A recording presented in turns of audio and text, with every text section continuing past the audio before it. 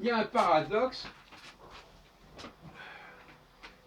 qu'on retrouve chez les professeurs, chez tous ceux qui ont des choses à faire et à dire, préfèrent, semble-t-il, avoir affaire à des personnes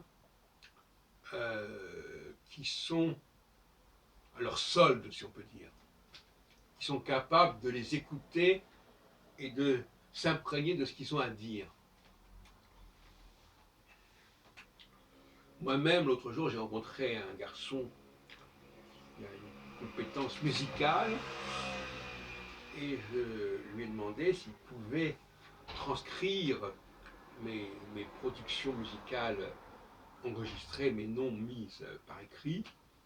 Voyez-vous, donc j'étais dans l'attente de quelqu'un qui pouvait me prolonger. Et ça m'intéressait davantage que de rencontrer un autre compositeur, à la limite. Dans tous les domaines, c'est comme ça. On préfère des gens qui nous prolongent à des gens qui sont sur leur propre voie. Et ça peut aboutir à des choses assez bizarres, si on peut dire. Un professeur qui préférera prendre comme assistant, comme successeur, une personne qui va le prolonger, que quelqu'un qui a un véritable potentiel comparable au sien, sinon supérieur. Alors, vous savez que moi, je suis tout à fait pour la complémentarité, et non pas pour l'égalité, pour la solidarité aussi, quelque part. Mais, ce que je veux dire, c'est que nous avons besoin d'être prolongés par des gens qui n'ont pas les mêmes capacités que nous, par des créateurs,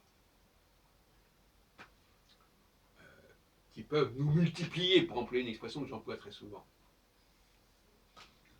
Donc nous sommes dans une problématique verticale. Nous aimons bien avoir des gens qui vont faire les choses en aval, et non pas dans des problématiques horizontales de gens qui sont au même niveau que nous, plus ou moins, et qui ont chacun leur propre trajectoire. C'est tout le problème. Quelle est la dimension d'horizontalité que nous avons dans notre vie sociale et quelle est la dimension de verticalité.